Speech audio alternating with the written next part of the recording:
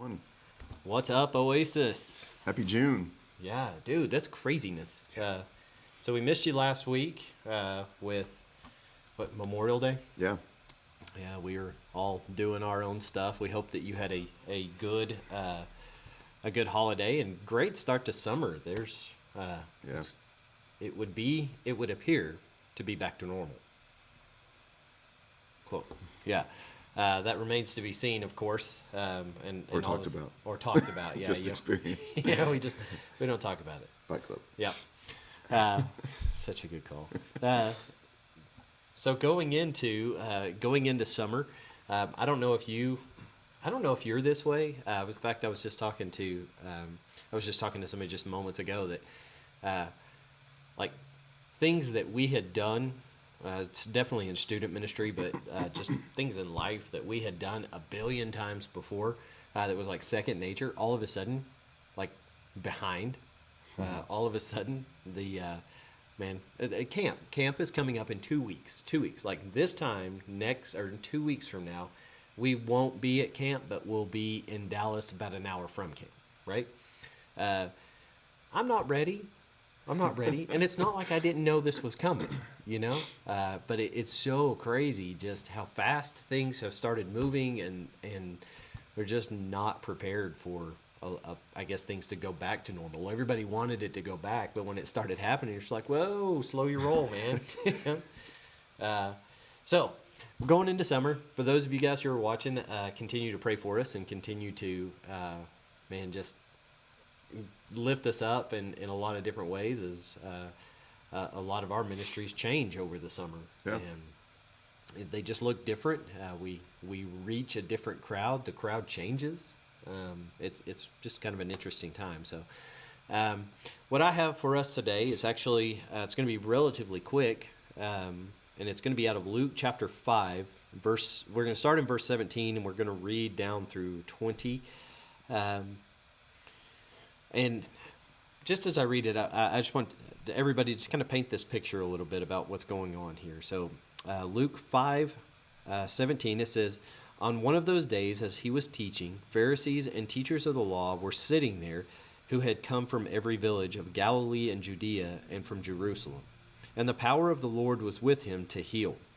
And behold, some men were bringing on a bed a man who was paralyzed, and they were seeking to bring him in and lay him before Jesus. But finding no way to bring him in because of the crowd, they went up on the roof, and they let him down with his bed through the tiles into the midst of before Jesus."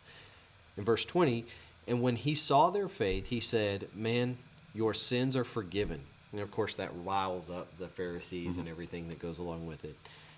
So as you guys are thinking about this, and even as you were painting this picture in your mind, you have Jesus who's going, and I love that it set up the scripture with, and he had been basically gifted with healing.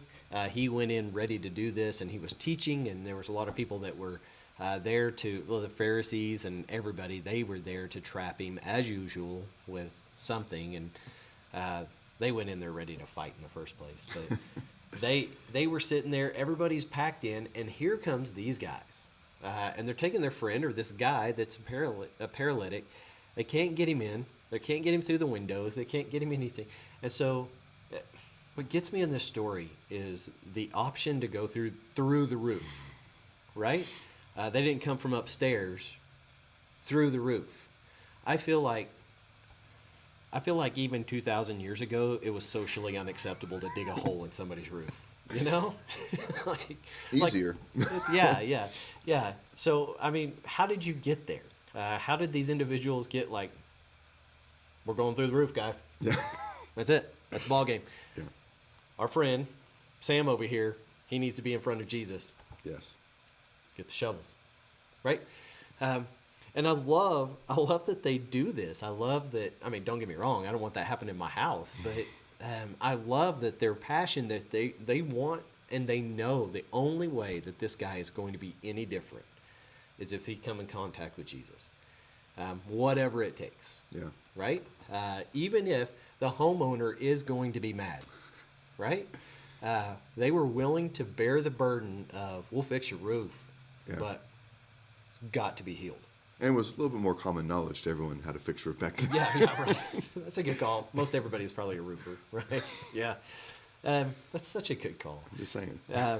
And so they went to whatever it takes kind of moments. And what I love about this is just that is when Jesus sees them, he says, he sees their faith. He sees them going out of their way. This guy was never going to make it into that room. He's a paralytic. How was he going to get there? How was he ever going to fight? He was literally a least of these, right? And here come these friends. They scoop him up. And what I'm not saying is because of our faith or whatever that's amazingly going to take care of our wayward son or anything of that nature. What I am saying is you have an example of individuals who will go out of their way to get somebody in contact with Jesus. And I think this is something that we've lost. I know it's something that I've lost just in my own life, but I think that's something that we've lost even in church work, even in church, it's something to just kind of come in contact with. It's something that we do on Sunday. It's something that we do. Our faith is it's something that we put on our mantle, and that's what we're known by. It kind of goes up there with the pictures of who we are and our family and all of that. But it's so much more than that. It's the saving grace of Jesus. It's the healing power of Jesus to change lives. Yeah. Whatever it takes. And are we in that business? Are we in that mindset of, man, I'm going to do whatever I can to get my friend in contact with Jesus? And man, Jesus is going to do what Jesus does. He's got a track record of bringing people to the Father. Yeah. That's what he's there for, right? And so I want to encourage everyone watching, myself included, to maybe begin to push ourselves to be even more about getting people in contact with Jesus and less about the show and less about just something that we are. Or no.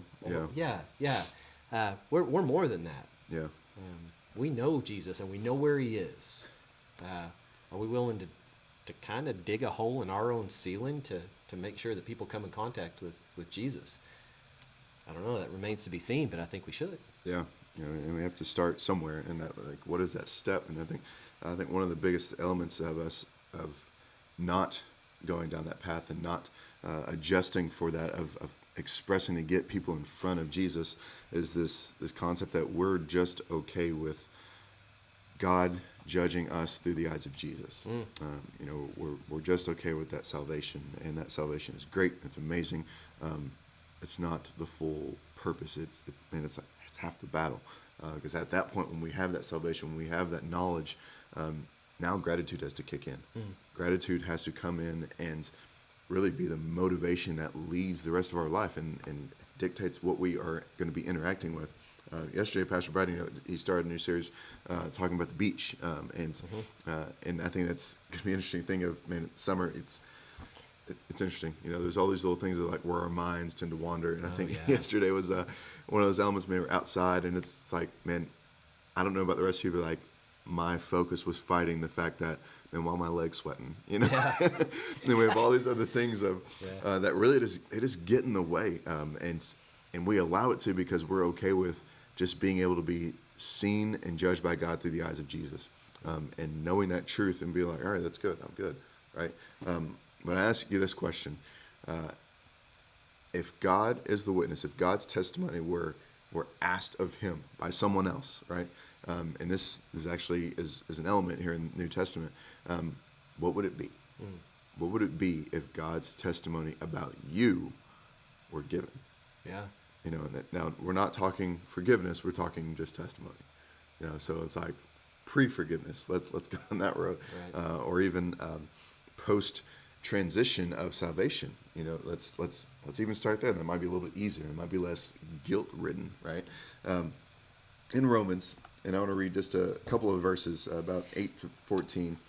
And this is Paul. He says, "First, I thank my God through Jesus Christ for all of you, because of your faith is proclaimed in all the world. For God is my witness, whom I serve with my spirit in the gospel of his Son, that without ceasing I mention you always in my prayers, asking that someone or somehow by God's will I may now last succeed in coming to you. For I long to see you, that I may impart you some spiritual gift to strengthen you. That is, that we would both mutually be encouraged by each other's faith, both yours and mine. I do not want you to be unaware, brothers, that I have often intended to come to you, but thus far have been prevented, in order that I may reap some harvest among you as well as the rest of the Gentiles. I am under obligation by both Greek and barbarians, both to the wise and to the foolish, so I am eager to preach the gospel to you also who are in Rome. One big challenge about this is he says, as God as my witness, I have prayed for you and are excited about your faith because it's known throughout the world. And yes, this Rome city, think of it as Washington, D.C., the eyes of every known country or every country that has a news feed is there. You know, it's focused on what happened in Rome. How are the Romans doing it, right? There's that phrase, well, it's the way the Romans did it. Yeah. You know, so pretty popular, right? And so, and Paul's putting this statement, and he does this more than just here. He does it in Philippians, does it in Corinthians. He's always expressing like, man, you are always in our prayers. And as Pastor Brad was talking yesterday, that letting the summer being the summer of growth, as just kind of compiling these two things together, because Paul actually talks about it. He says, so that I may impart some spiritual strength to you. But he goes on to define that in verse 12. He says that we may both be mutually be encouraged by our faith. That we would be mutually encouraged, but in his goal, his element was to share spiritual truth, share the gospel, and that's really the only way that Paul's going to grow, by continuing to share the gospel, by figuring out who and how to share it with. And he goes on to say, and this is one of those elements, to the weak I became weak, to the strong became strong. But he starts off with Romans right here. He says, I'm under the obligation of both Greek and barbarians and the wise and the foolish, and I'm eager to do it. And so in this reality of us becoming stronger and more faithful individuals, more faithful church, more faithful community, I got this one question for you. If you look at your prayer life, how much of that motivation of your prayer life is focused on interceding for someone else? And that's a good call. And I'm even going to take it a step further. That someone else is someone outside of your immediate family.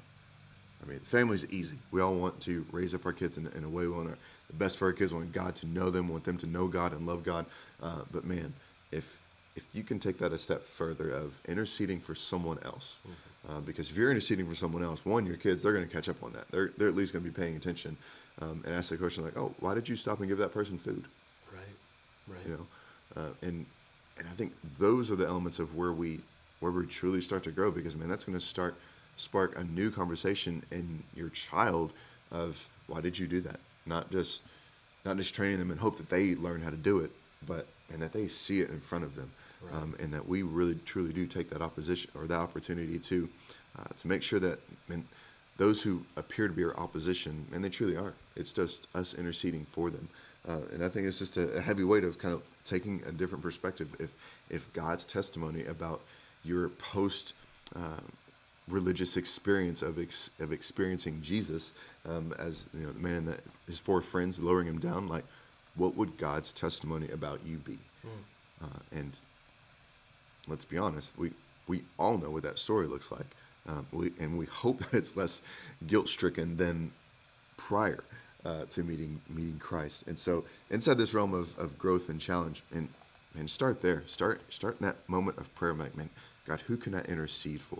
Who is it that is a part of my life and that you have continually put them near me and experiences with them that I can truly just show my peace and my love that has been given me from you. Yeah, that's strong, man. I think that's just it, is when we deal with our faith and we deal with the presentation of our faith, it's just applying the grace that's been given to us to other people. Yeah. It's just it. It's we as believers should be some of the most humble people that anybody should ever know, because we know the cost. Yeah. We truly do. And that should humble us, even to the point where it's like, man, I'm just a rat who knows where the cheese is. And no, you can't come. Yeah. So we're just going to take people along with us and say, we don't deserve this, but God has shown us grace, and let me show you what that means. So I'm glad you guys are here. The first, I guess, actual week of summer. Yeah. So it's good to see everybody. It's good to see some that are teachers that are involved with school and everything, that we get to see you back for the summer. So it's good to see everyone, and hope to have a great summer. Love you guys. We'll catch you next time. And make sure you're here Sunday. Sunday is going to be special, tooting that horn of the youth. Yeah, it is. Youth Sunday. That's either got a recipe for amazing or amazing. Just come and see. Yeah, just come and see. Come and see. That's it. See you guys.